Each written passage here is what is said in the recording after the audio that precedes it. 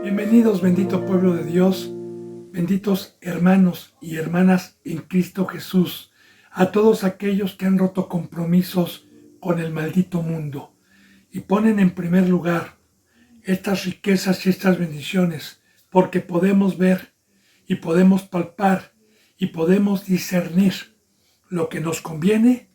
Bienaventurados a todos los que vienen con temor, con hambre y con sed de justicia.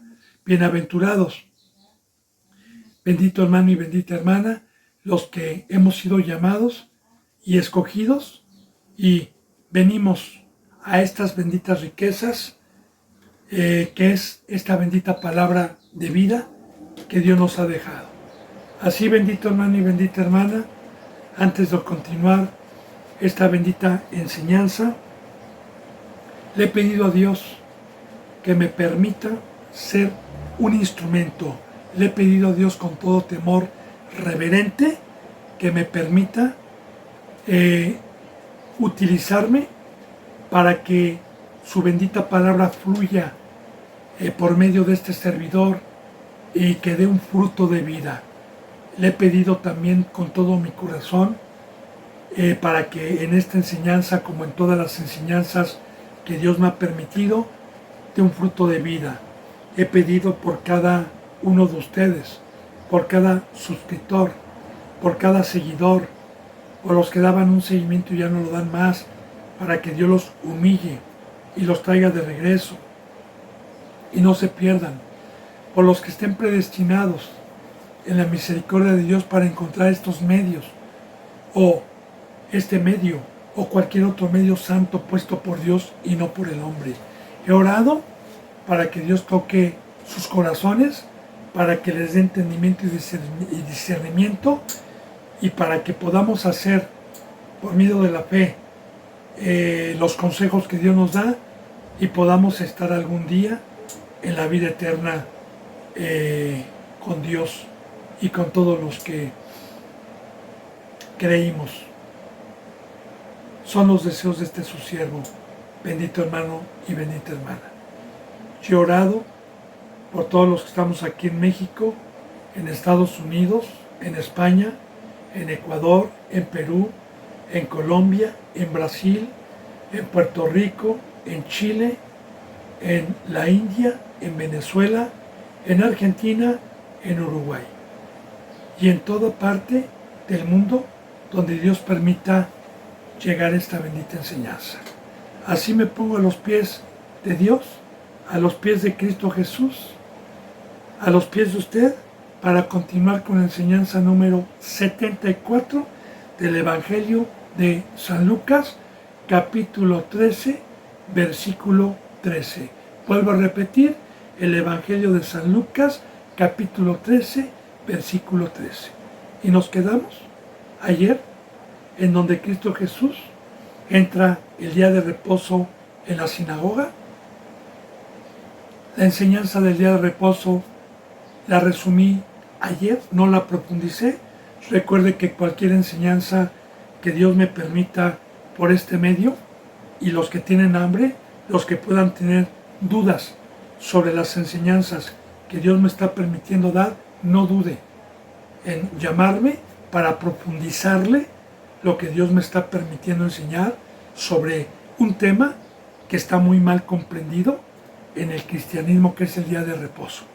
Así, bendito hermano y bendita hermana, Cristo Jesús, en pocas palabras, para profundizar y entender, vino a quitar lo primero, vino a quitar lo que era una sombra y a traer lo verdadero, porque en el día de reposo Cristo Jesús resucitaba, Cristo Jesús sacaba demonios, Cristo Jesús sanaba, y precisamente cuando Cristo Jesús viene en este pacto por medio del Creador de los cielos y de la tierra a regresarnos la obra, el campo de amar a Dios y amar al prójimo y estar en su obra, es un reposo que nos quita el yugo de la esclavitud, que nos quita esa obra infructuosa que nos traía afán, amargura, preocupación, y nos da esta bendita obra en donde encontramos un reposo.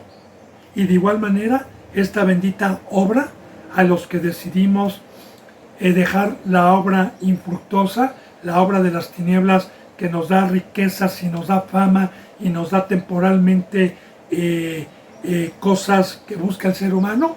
Cuando nosotros sacrificamos esto y echamos mano de la herencia, de la riqueza del campo que nos trajo Dios por medio de nuestro Señor Jesucristo, entonces nos estamos preparando para ir a otro reposo, pero únicamente a los que trabajamos en la obra del Señor, un reposo eterno.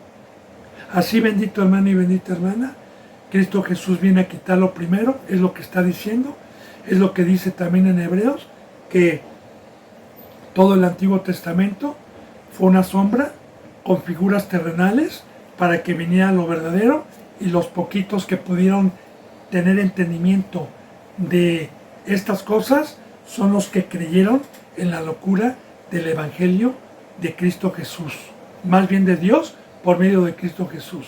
La locura de la cruz, la locura del bautizo, la locura de una muerte, la locura de una separación y de una entrega total a Dios.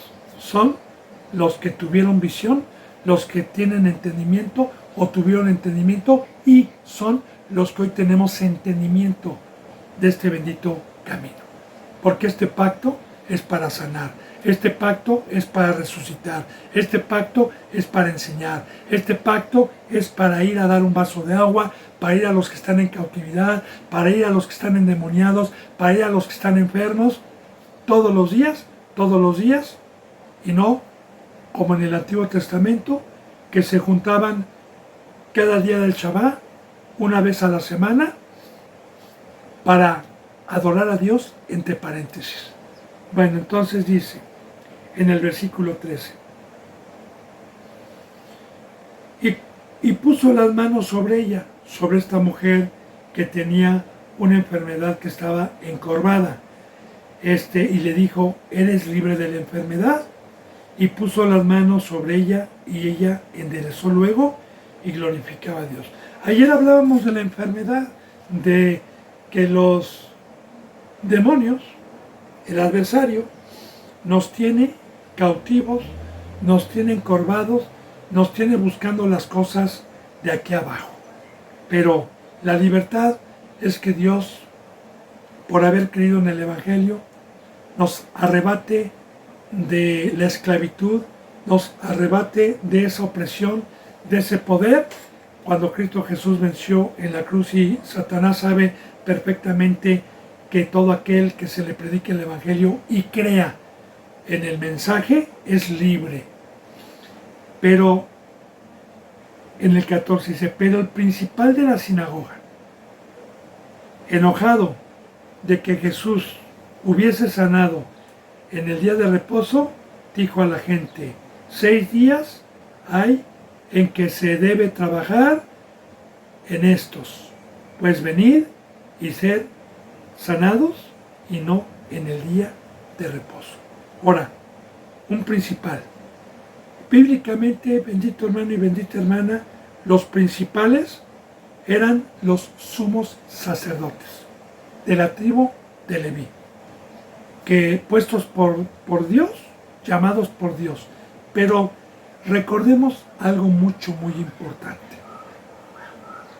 En todo el tiempo que Dios permitió el primer templo, el segundo templo, que es el que estaba en pie, en todos los tiempos que Dios permitió desde el Éxodo, la tribu de Leví, siempre la mayoría de los sacerdotes, no hablo en general del Antiguo Testamento, estuvieron inclinados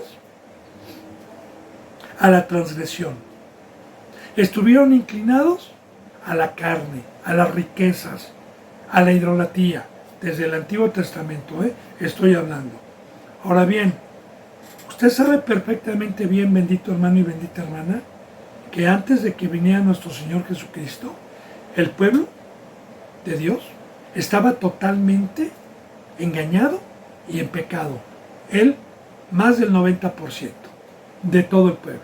De hecho, la bendita palabra nos enseña que 375 años antes de que llegara nuestro Señor Jesucristo, Dios se alejó de este pueblo.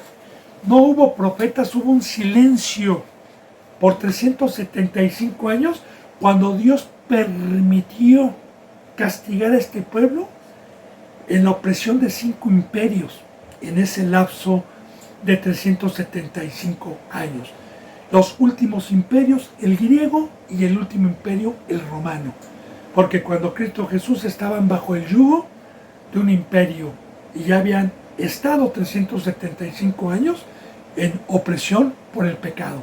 Estaban esperando los justos al libertador, a Cristo Jesús.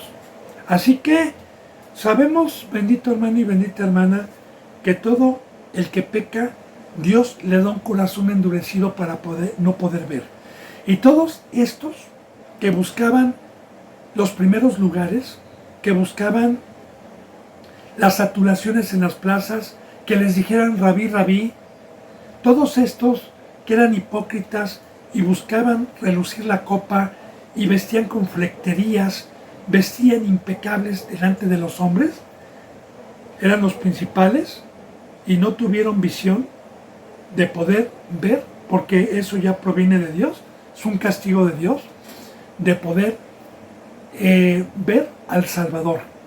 Los pocos que pudieron creer y seguir a Cristo Jesús fue un remanente muy pequeño, como María, como José, como Pedro, como Juan, como Bernabé, como Tomás, etcétera, que son bíblicamente hombres de la circuncisión, que un pequeño remanente que guardaba la ley del Antiguo Testamento con temor y temblor conforme Dios lo había mandado.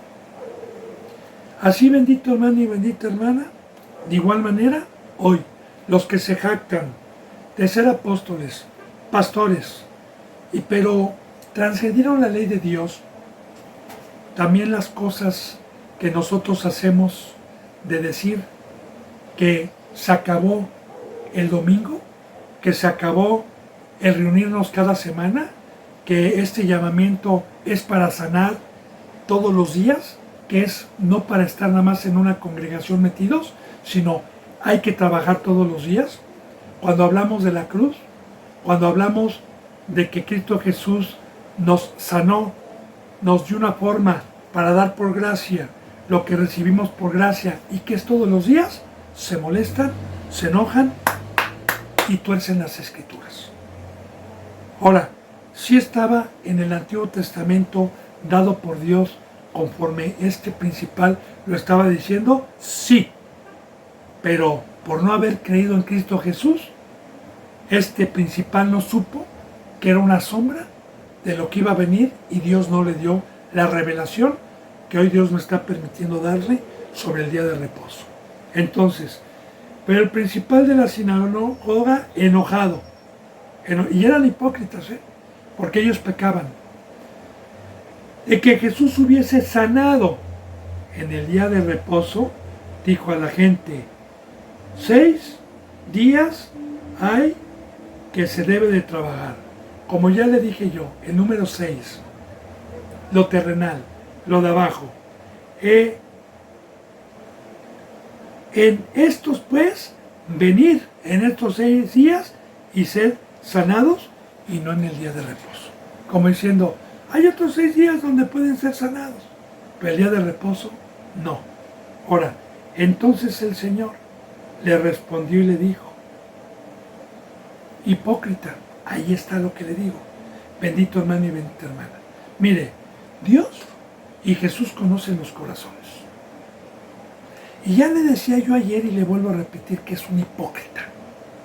Un hipócrita es aquel que llega a la congregación con cara de piedad, a llorar, a orar delante de los hombres, a estar pidiéndole a Dios, pero cuando nadie los ve, pecan y no guardan los mandamientos.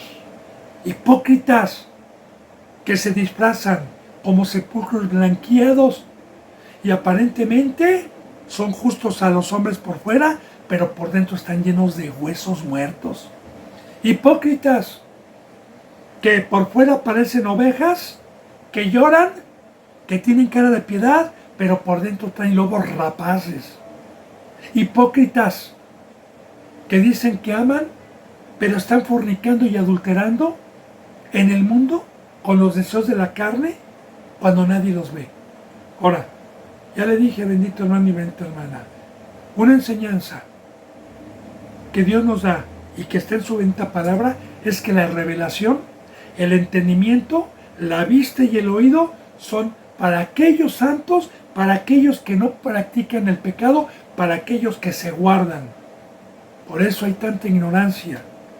Por eso muchos se jactan de conocer la ley y utilizan la ley, utilizan algunos versículos, pero sin entendimiento para engañar a la gente.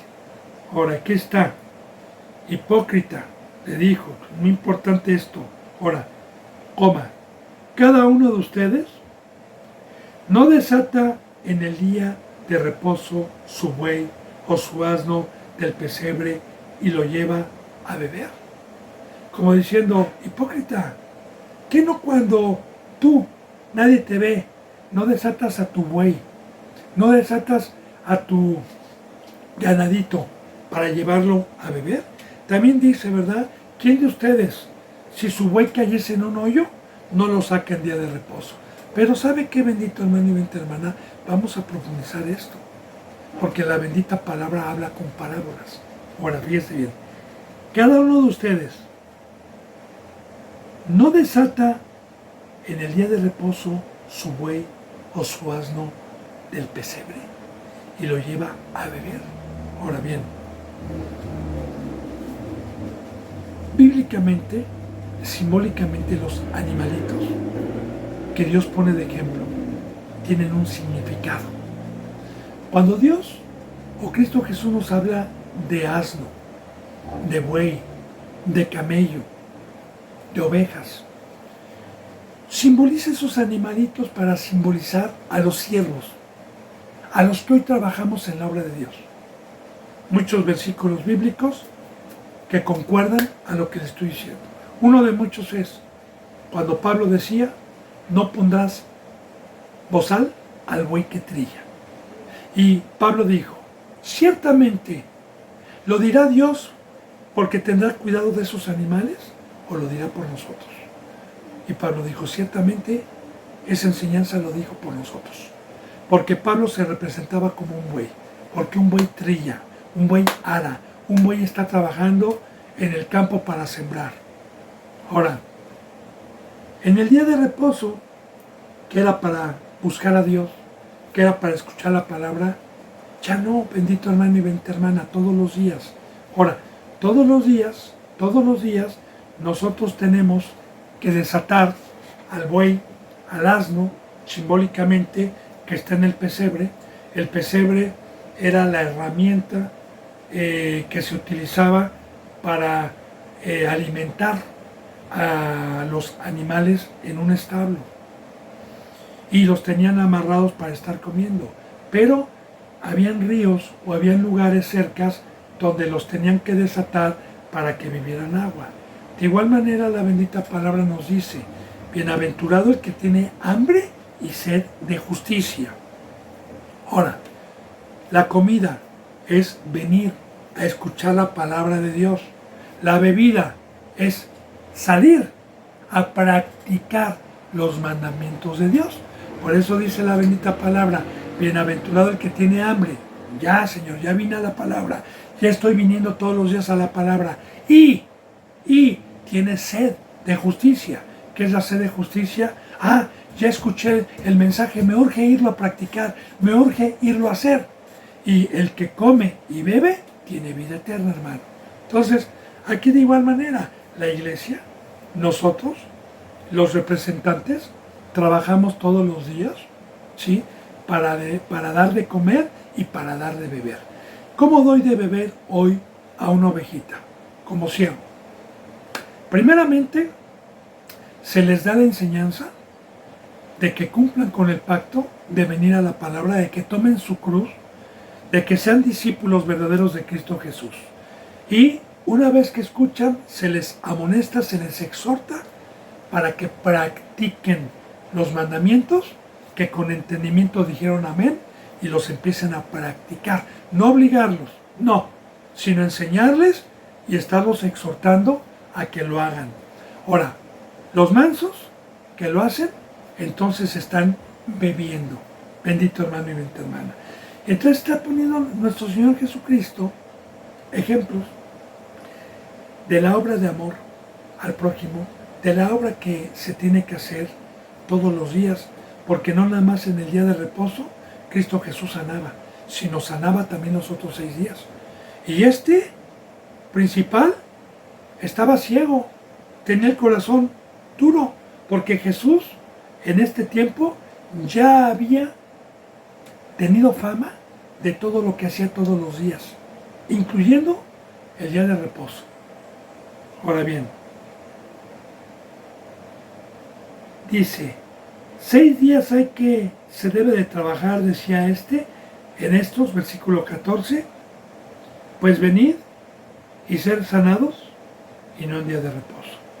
Entonces el Señor les respondió y dijo, hipócrita, cada uno de ustedes no desata en el día de reposo su buey o su asno del pesebre y lo lleva a beber. Y, dicen, y a esta hija de Abraham, porque recordemos que todos los judíos o todos los hebreos vienen de la simiente de Abraham, como la arena del mar. Que Satanás había atado 18 años, no se le debía de desatar de esta ligadura en día de reposo.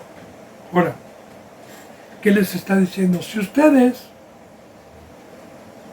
el día de reposo, hipócritas, desatan un animal, que un animal no tiene valor para Dios, que un animalito no nos mandó Dios a evangelizar a ellos, no, los animalitos fueron hechos para comer, para nuestro bien y para dar en sacrificio a Dios. Ahora, hipócritas, ¿qué no vale más un buey? ¿Qué no vale más un asno? ¿Qué no vale más una vida humana? ¿Qué no vale más una hermana suya que es de Abraham, es pueblo, que estaba agobiada por Satanás, que estaba prisionera por Satanás, enferma? ¿Qué no vale más? Porque estos hacían cosas para ser vistos por los hombres y eran hipócritas y pecaban, porque en el día de reposo hacían eso, hermano, pero con animales. Ahora, vuelvo a repetir, cuando nuestro Señor Jesucristo vino, nos dio la enseñanza que por un hombre entró el pecado al mundo y por el pecado entró la muerte, por cuanto todos pecamos. También nos enseña la bendita palabra que Satanás, el enemigo, el adversario, tuvo el imperio sobre el ser humano, sobre todo ese tiempo, antes de que Cristo Jesús venciese. Todos estábamos enfermos, y así hay muchos el día de hoy, en el 2025, muchos enfermos por Satanás. ¿Qué tenemos que hacer según la palabra? ¿Qué tenemos que hacer, hermano? Estar yendo como oidores 4 o 5 años jactándome de que soy cristiano los dominguitos. ¿Qué debemos de hacer todos los días? Todos los días debemos de evangelizar, todos los días debemos de enseñar, todos los días debemos de romper cadenas por medio de Cristo Jesús, todos los días. Bueno, entonces, y a esta hija de Abraham que Satanás había atado, recordemos, Cristo rompe las cadenas, Cristo rompe las cadenas, atado, en esclavitud, en la cárcel, 18 años, por una enfermedad que tenía. No se le debía de desatar de esta ligadura en el día de reposo o en cualquier otro día. Ahora, las enseñanzas eran con amor. Sí le dijo hipócrita, pero si este hombre o estos hombres, que algunos se arrepintieron y les llegó en el corazón la palabra, Cristo Jesús los aceptó. porque primeramente vino a los suyos. No vino a juzgar, vino a tratar de salvar, pero con la verdad. Y a decirles que estaban en pecado.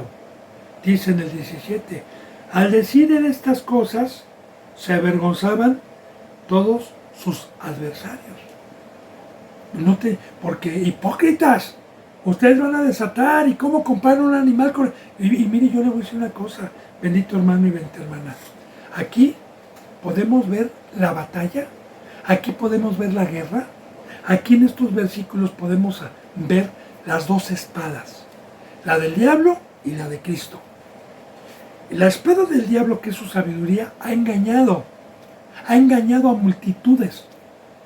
Pero los que tenemos el privilegio de tener la espada de Dios y enfrentar a algún apóstata, algún hipócrita que se jacte de tener conocimiento, y cuando nosotros hablamos, o rechinan dientes, o se molestan, o se avergüenzan. No hay para más, porque la espada de Cristo Jesús, la espada de Dios, que es su sabiduría, es como una espada de doble filo que mata, que avergüenza a los que hemos tenido el privilegio. No, yo no me jacto, hermano, yo le doy la gloria a Dios, porque yo era un animal sin Dios. Pero para dar testimonio, Dios me ha permitido también enfrentar a hipócritas que se jactan de tener conocimiento con la bendita palabra y dejarlos, no yo, sino Dios, callados o enojados o molestos, porque no tienen argumentos ya. Entonces, se avergonzaban todos sus adversarios. Ahora fíjense lo que dice, sus adversarios, sus adversarios. ¿Cómo crees? Si eran de la circuncisión, si eran judíos, si eran hijos de Abraham, eran principales en las sinagogas. ¿Qué se llama adversario? Adversario se llama diablo, Satanás. Ahora, dos caminos, dos reyes, dos señores. O somos de Dios o somos del diablo. Y si yo decido ser hipócrita, si yo decido pecar y no guardar, en automático soy hijo del diablo, como lo dijo Cristo Jesús en San Juan 8:44. A estos les dijo, ustedes son de vuestro padre el diablo, y los deseos de vuestro padre queréis hacer. Él ha sido homicida desde el principio y no permanecido en la verdad, porque cuando habla de suyo, y es padre de toda mentira. Así, bendito hermano y bendita hermana, o somos con Dios o somos piedras de tropiezo. Porque en todo este tiempo a mí me ha tocado a muchos que están disfrazados de ángeles de luz y se jactan de ser cristianos, que están en contra del evangelio de nuestro Señor Jesucristo. Están en contra de la cruz, del bautizo, de una muerte total, de una santidad, de una preparación. Están en contra y predican lo contrario a lo que nuestro Señor Jesucristo vino a predicar. Bueno, adversarios. Pero todo el pueblo se regocijaba por todas las cosas gloriosas hechas por Cristo. Por el pueblo, cuando veía estas maravillas, cuando veía como que en Cristo Jesús hablaba con autoridad, cuando veía que estos grandes maestros, que el pueblo estuvo engañado muchas veces y veían, entonces se maravillaban. Sí, y muy importante lo que dice aquí, bendito hermano, se regocijaba, porque el gozo, la alegría, el regocijo, quiero decirle, bendito hermano y bendita hermana, que cada que yo venía a los pies de Cristo Jesús para que me enseñara este bendito camino, y cada que me desataba un sello que yo no podía entender, un versículo que yo no podía entender, y me lo daba con entendimiento, concordando con otros, me regocijaba y saltaba de gusto, porque este alimento, la revelación, cuando Él nos da, nos maravillamos de esta bendita doctrina, de la anchura, de la altura, de la profundidad del amor de Dios. Así que el que entiende estas palabras, el que es manso, El que escucha se regocija porque vino lo verdadero, porque vino el amor, porque vino el doctor, porque vino la sanidad, porque vino a vencer Cristo Jesús al diablo para que en este nuevo pacto fuésemos libres y quitar lo primero que fue una sombra nada más. Bien, versículo 18, y va a concordar todo, bendito hermano, porque esto es un orden. San Lucas, San Mateo, fueron inspirados por el Espíritu Santo para escribir estas cosas en un orden, porque acabamos de ver lo que o me acaba de permitir Dios el día de ayer y hoy profundizar lo que como una sombra el día de reposo y lo que es hoy. Ahora, y dijo, en el 18 y dijo, ¿a qué es semejante el reino de Dios? ¿Y con qué lo compararé? Ahora bien, ¿a qué es semejante el reino de Dios? Yo le pregunto, ¿el reino de Dios estuvo en el Antiguo Testamento? No. ¿Qué es el reino de Dios? El reino de Dios es el rey que Dios puso a los hombres en este nuevo pacto para gobernarnos. Porque nuestro Señor Jesucristo se le conoce como Rey, Rey de Reyes y Señor de Señores. Recuerde, bendito hermano y bendita hermana, que para poder entrar a este reino, para poder tener el privilegio de tener una cabeza, de tener a Cristo Jesús como pastor, como Rey de mi vida, hay un precio. Juan el Bautista gritaba en el Jordán, ¡arrepiéntanse! Porque el reino de los cielos se ha acercado. No dijo, el reino de los cielos ya está aquí. Porque Jesús todavía no había ido a la cruz, ni había resucitado. Su reinado de Cristo Jesús empezó cuando Cristo Jesús murió y resucitó. Entonces, ya estaba Cristo Jesús nacido en carne, ya tenía 30 años, cuando Juan el Bautista preparaba el camino del Señor bautizando en agua y decía, arrepiéntanse porque se ha acercado el reino de los cielos. Ha llegado el pacto, ha llegado las promesas, ha llegado la profecía del Antiguo Testamento, ha llegado. Ahora, para poder tener el privilegio de este reino, me necesité haber arrepentido. Pero ¿qué fue lo que me trajo el arrepentimiento? El Evangelio. Cuando me dijo que yo era un pecador, que el pecado entró al mundo por un hombre y por el pecado entró la muerte, que todo lo que me enseñaron mis padres, el mundo era vano, que Dios no me había hecho para eso, que estaba muerto, que estaba separado, que estaba sin ley, que estaba sin Dios, que estaba en ignorancia. Y yo creí en la boca de Dios y en el mensaje que tocó mi corazón y me arrepentí. Y yo le hablaba ayer de un arrepentimiento, bendito hermano y bendita hermana. Ayer le puse el ejemplo de un narcotraficante. ¿Cuál es un arrepentimiento genuino? Porque la bendita palabra y el Evangelio me dijo que si no me arrepentía iba a haber un juicio, iba a haber una perdición eterna y un fuego eterno y una vida eterna. Ahora, cuando llegó el Evangelio a mi vida, tuve temor, tuve temblor. Y le dije, Señor, ya no quiero esa vida. Señor, yo quiero que me rescates. Señor, yo quiero que me des vida. Yo ya no voy a regresar para atrás. Me arrepiento. Entonces, los que se arrepienten con un corazón genuino tienen la riqueza y la bendición de Dios de dar a Cristo Jesús como Rey y nosotros como pueblo suyo y como hijos suyos. Alabado sea Dios.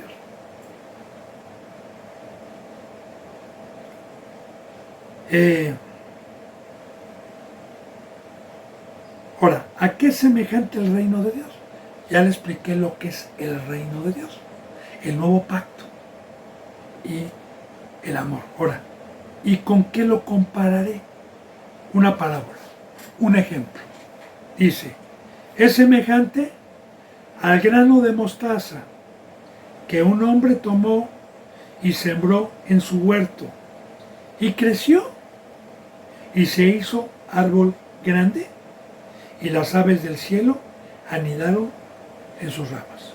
Ahora, el nuevo pacto, una parábola, un ejemplo muy bello que pone. El reino de los cielos, Cristo Jesús, el nuevo pacto, es como un grano de mostaza. Ahora, el grano de mostaza es una semilla. Y bíblicamente es la semilla más chiquita que hay de las semillas de un árbol.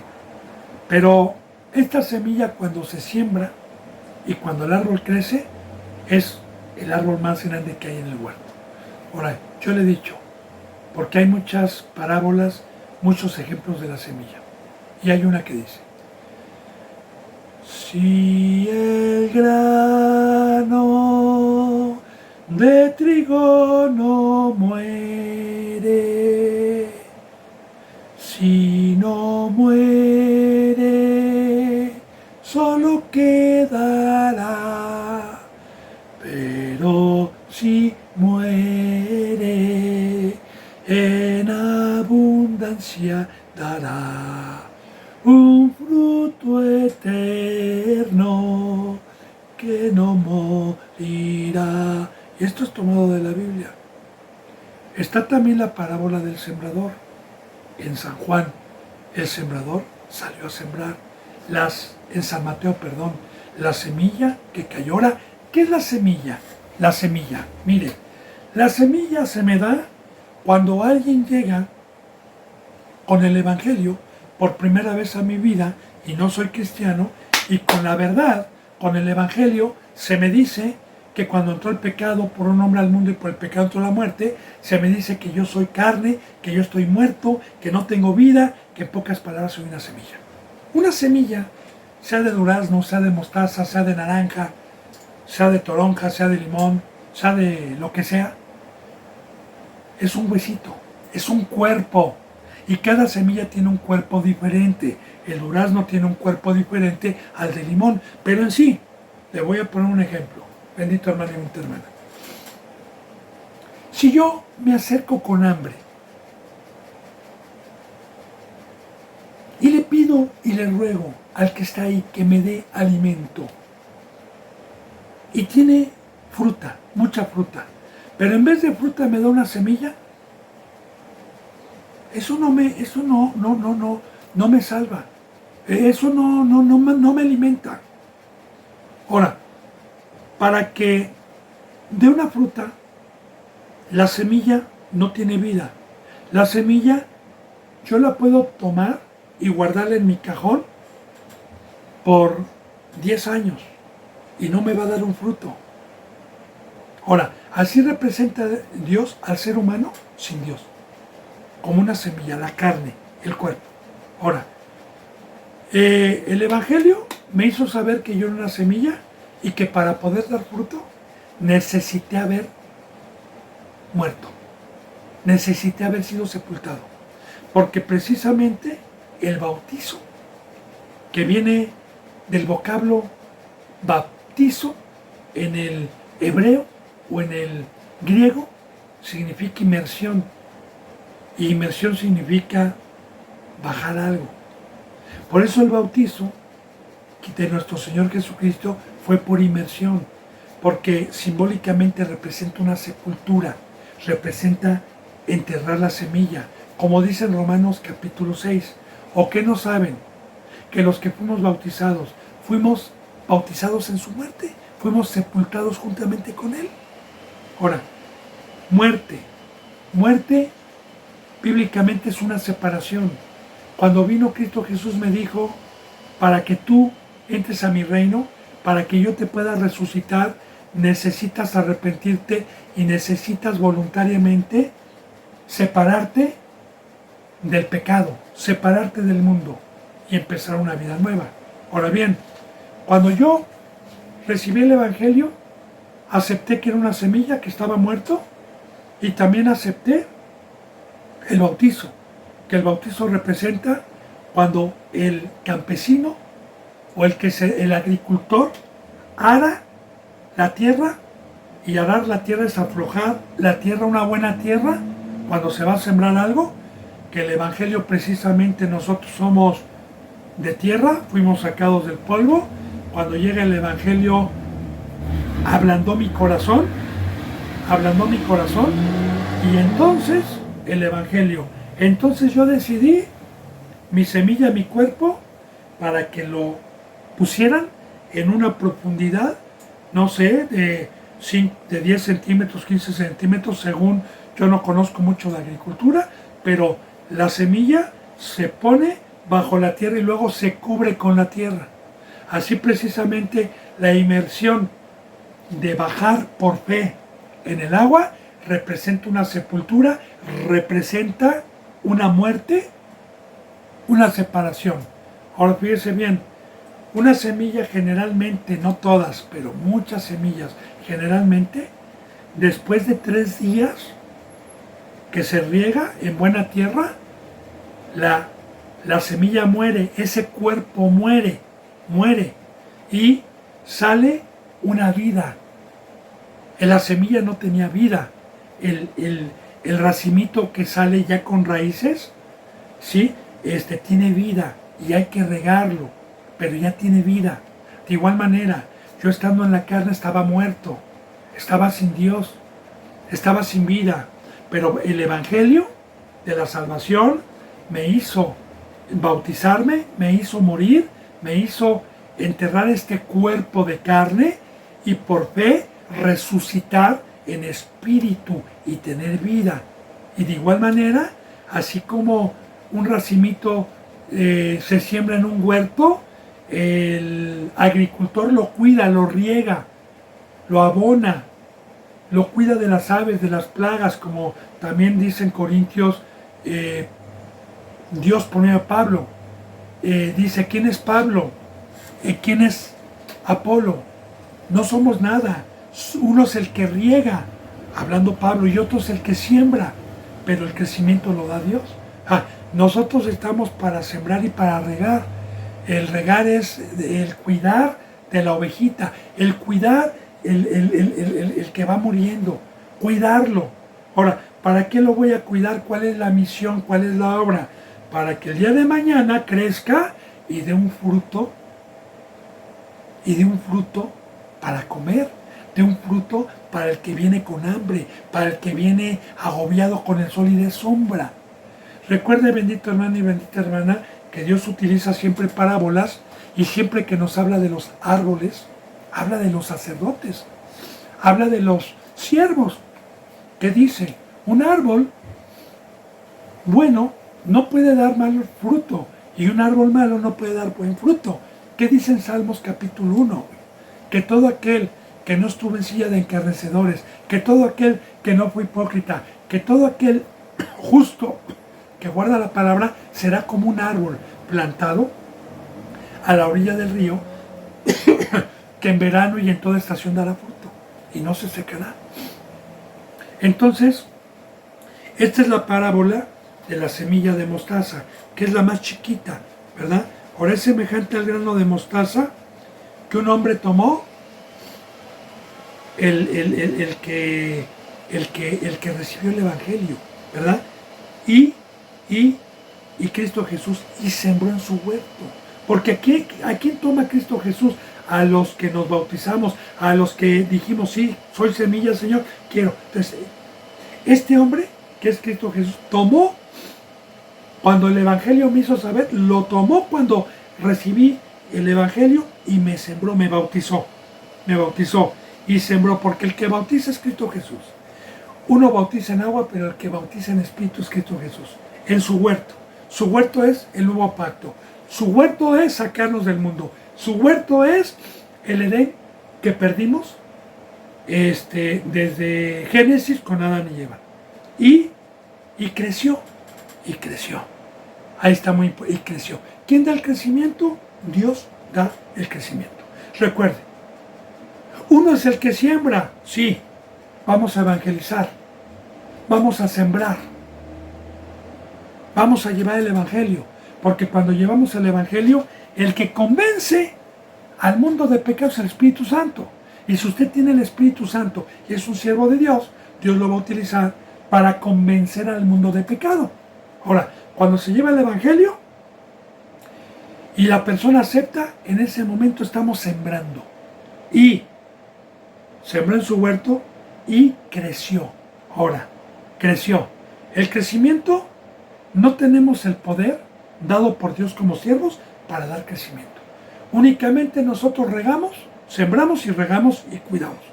Pero el crecimiento lo da Dios, que dice en San Mateo. A ver, por más que te afanes, el que voy a comer, el que voy a vestir, por más que te afanes, ¿podrás darle tú o podrás añadirle medio codo a tu estatura? No. Porque estando en la carne, Dios no me puede dar crecimiento. Ahora, el crecimiento lo da Dios. ¿Pero a quién? A los que se dejan amar, a los que se dejan cuidar, a los que no están en el mundo, a los que se dejan sustentar. Ahora, y creció. Aquí estamos hablando de alguien que recibió el Evangelio, alguien que fue cuidado por el amor de Dios y por medio de una congregación y tuvo un crecimiento hasta llegar a la estatura del varón perfecto, hasta llegar a la imagen de Cristo. Y se hizo árbol grande, la estatura del varón perfecto.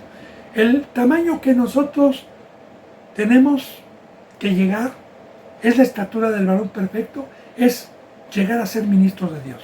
Llegó a ser grande y las aves del cielo anidaron en sus ramas. Las aves del cielo. Mire, bendito hermano y bendita hermana, simbólicamente nosotros somos de arriba. Efesios capítulo 1 dice así: bendito sea el Dios y Padre de nuestro Señor Jesucristo, el cual nos hizo sentar en los lugares celestiales. Ahora, yo ya no soy de abajo, como Cristo Jesús dijo. Yo no soy de abajo, ni ellos son de abajo. Nosotros somos de arriba. Y claro, somos seres angelicales, somos del cielo, somos estrellas. ¿Y qué es esto, bendito hermano? ¿De labios? No. ¿Cómo puedo decir que yo no soy de abajo? Simplemente, yo no hago lo que el pueblo de Satanás hace todos los días. Yo hago una obra celestial, que es amar a Dios y amar al prójimo. A mí no me llama la atención lo de abajo, todo lo estimo como basura. Yo soy una estrella que alumbra, pero por la gloria de Dios no me jacto, sino son enseñanzas. Entonces, árbol grande, y las aves del cielo anidaron en sus ramas. ¿Qué es esto?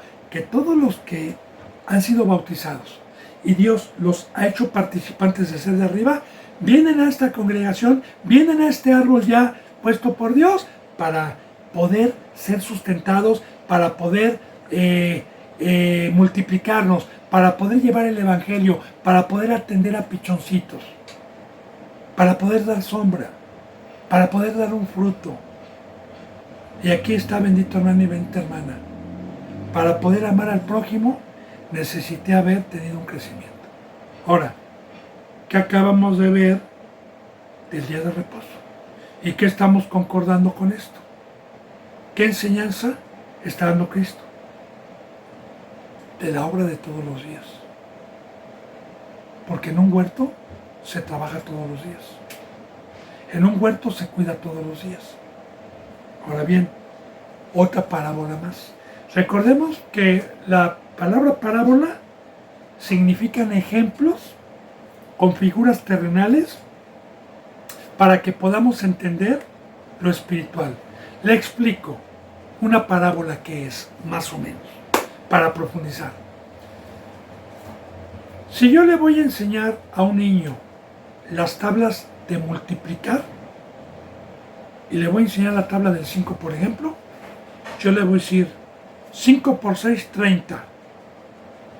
Y el niño se lo va a aprender de memoria, pero no va a tener el discernimiento del por qué 5 por 6 es 30. Nada más se lo va a aprender como periquito. 5 por 6, 30. Y si le pregunto al niño, ¿por qué son 30 5 por 6? No sé. Yo nada más sé que son 30. Ahora yo, a un niño con parábolas, con ejemplos terrenales le voy a enseñar. Y le voy a poner, por ejemplo, 5 mandarinas. Y voy a hacer un montón de 5 mandarinas. Luego voy a hacer otro montón de otras 5 mandarinas. Luego le voy a hacer otro montón de otras 5 mandarinas hasta llegar a 6 montones. de 5 mandarinas cada montón. Y le voy a decir al niño, a ver, ¿qué son estas mandarinas? Muy bien. Ahora, cuenta cuántas mandarinas tengo en este montón. 5. Y en este montón, 5. Y en este montón, 5. Y así.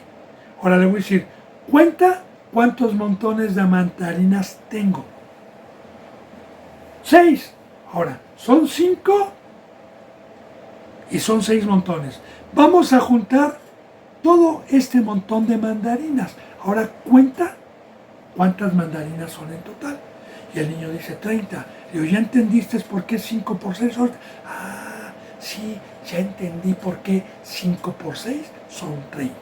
De igual manera, Cristo Jesús, antes de que viniera el Espíritu Santo, que el Espíritu Santo es el que nos revela la bendita palabra, es el que nos da testimonio, antes de que viniera Cristo Jesús, cuando vino Cristo, antes de que viniera el Espíritu Santo, hablaba con ejemplos, con parábolas, como Dios me está permitiendo decirle cada parábola y cada ejemplo que pone terrenal para acomodarlo hoy a lo espiritual.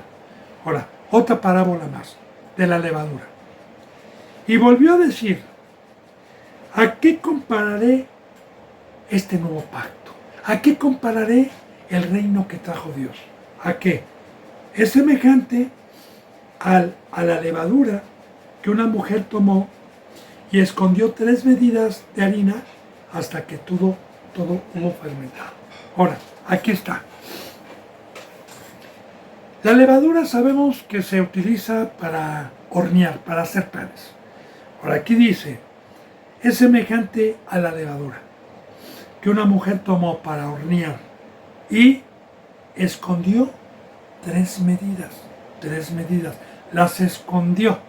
Aquí está hablando de los 3 días que Cristo Jesús estuvo en el infierno, en el Sheol, porque descendió. Por eso estuvo muerto 3 días Cristo Jesús, viernes, sábado y domingo. El tercer día resucitó el día lunes. Ahora, ¿está hablando de 3 medidas? Está hablando de que estas riquezas, este reino, el agua, el bautizo, todas las riquezas y todas las bendiciones llegaron por el amor de Dios y por el amor de nuestro Señor Jesucristo, que se entregó en sacrificio vivo, santo y agradable a Dios para nuestra salvación. Ahora, esta mujer es la iglesia. El día de hoy son los que creímos en la muerte y resurrección de Cristo. Romanos capítulo 10, versículos 9 y 10 dice que si tú confesares con tu boca que el Señor murió y resucitó, serás salvo, porque con el corazón se cree para justicia y con la boca se confiesa para salvación. ¿Pero qué es creer? ¿Qué es esta mujer que tomó las 3 medidas?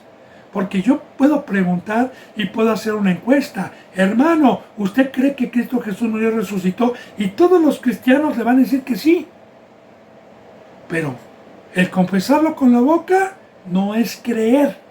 Cuando dice en Romanos 10 que el que confiesa que Jesús murió y resucitó será salvo, es aquel que cuando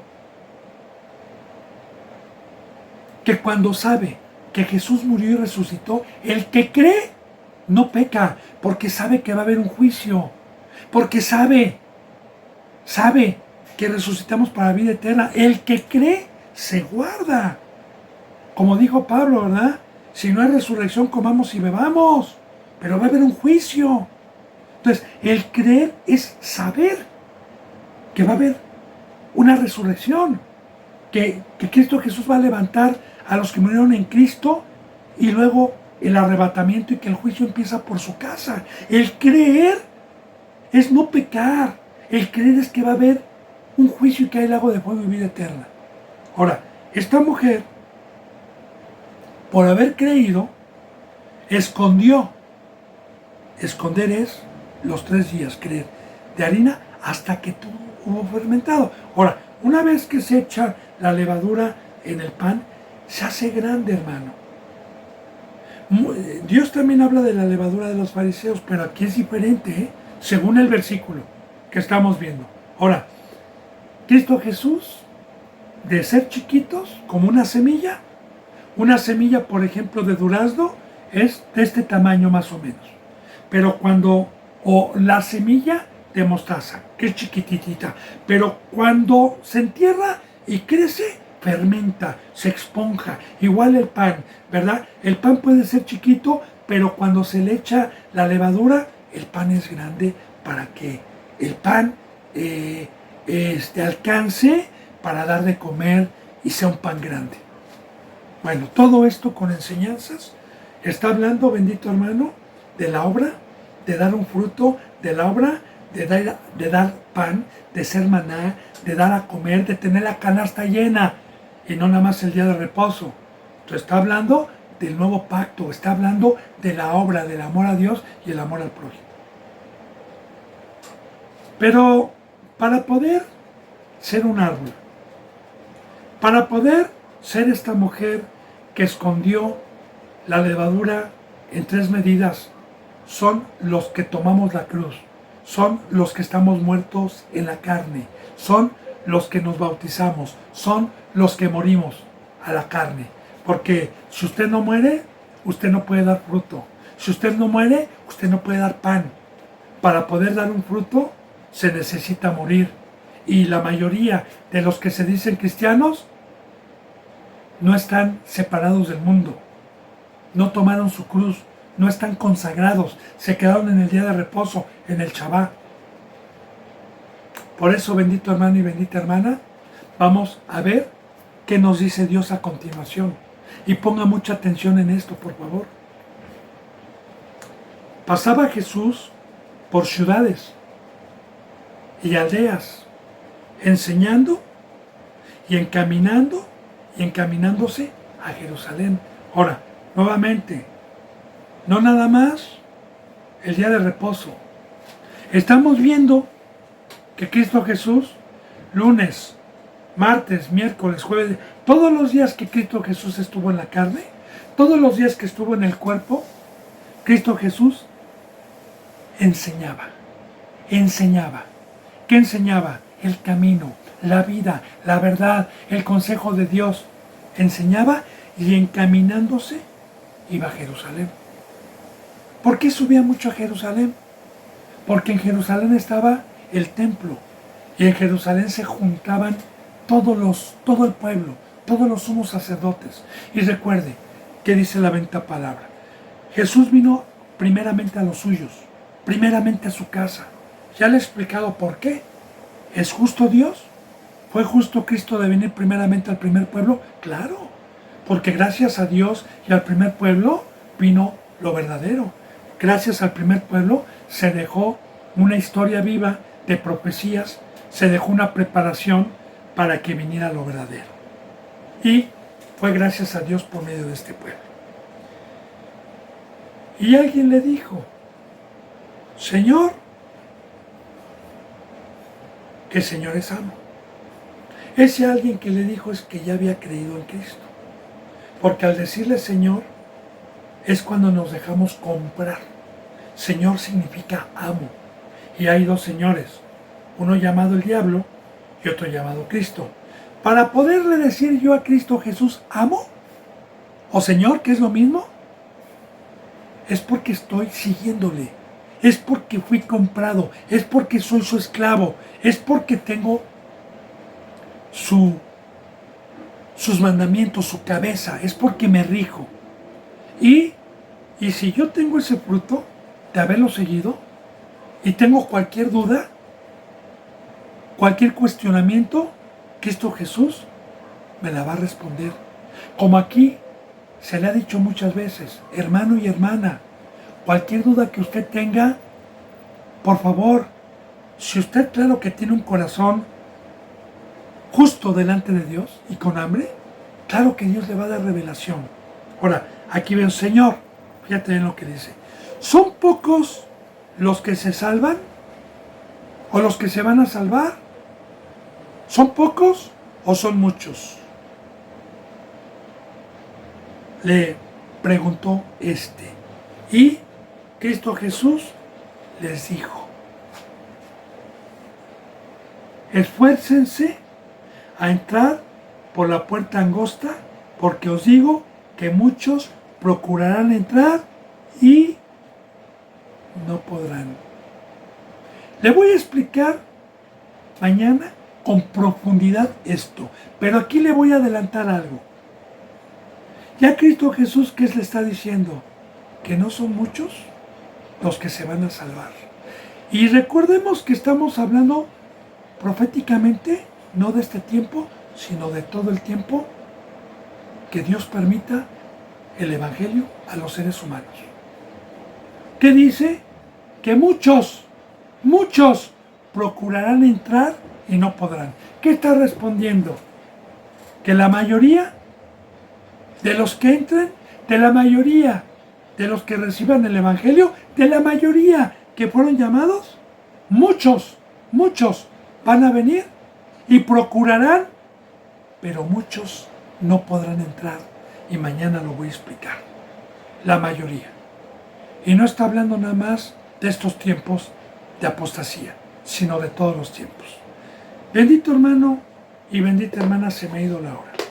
Si Dios lo permite, mañana continuaremos con la enseñanza número 75. Yo les mando un abrazo y el beso del ósculo santo. Hasta mañana, si Dios lo permite, y gracias.